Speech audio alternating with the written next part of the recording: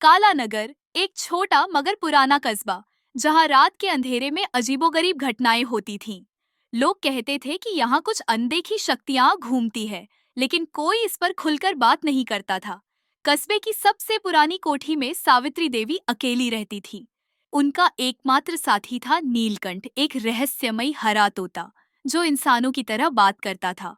लेकिन उसकी बातों में कुछ ऐसा था जो सुनने वालों की रूह कंपा देता। पहली फुसफुसाहट एक रात जब पूरा कस्बा सो चुका था, सावित्री देवी अपनी खिड़की बंद करने जा रही थी। तभी नीलकंठ ने फुसफुसाया, वो देख रहा है, दरवाजा मत खोलना। सावित्री देवी सहम गई। उन्होंने इधर उधर देखा लेकिन कुछ नहीं था। शायद यह उनकी कल्पना थी। लेकिन नीलकंठ की आवाज में जो ठंडक थी वह उनके दिल में उतर चुकी थी।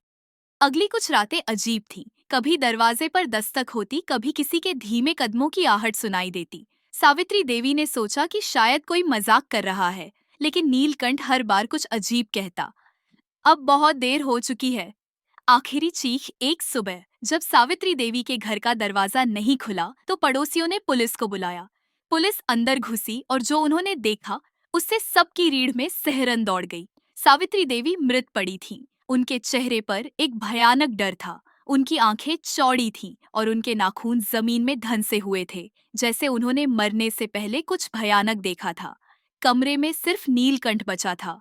वह धीरे धीरे बोला, वो यहाँ था, अब गया नहीं। जय वर्मा, एक तेज तर्रार जांच अधिकारी, इस केस को लेकर कस्बे में आए। वह अंधविश्वास पर विश्वास नहीं करते थे। उनके लिए हर चीज की एक वैज्ञानिक वजह थी।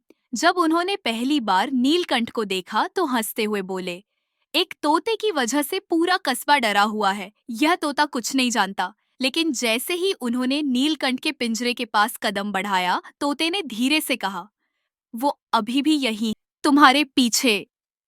अजय ने तुरंत पीछे मुड़कर देखा, पर वहां कुछ नहीं था। लेकिन कमरे में हवा अचानक। वर्मा पुलिस स्टेशन में अकेले केस की फाइलें पढ़ रहे थे। घड़ी रात के 2:45 था। कमरे में हल्की रोशनी थी। अचानक हवा में अजीब सी ठंडक फैल गई। खिड़की बंद थी लेकिन पर्दे खुद ब खुद हिलने लगे। फिर एक धीमी फुसफुसाहट उनके कानों में आई, अब तुम्हारी बारी है।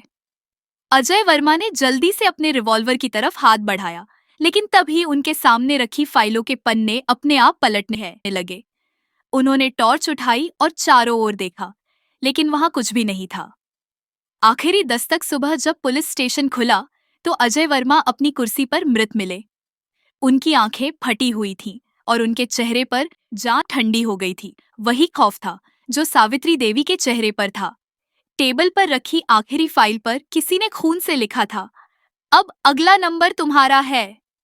और वहीं नीलकंठ अपने पिंजरे में चुपचाप बैठा था, अंतहीन डर। नीलकंठ फिर कभी नहीं बोला, लेकिन लोग कहते हैं कि अगर रात के अंधेरे में कोई ध्यान से सुने तो एक धीमी फुसफुसाहट अब भी सुनाई देती है, वो आ रहा है।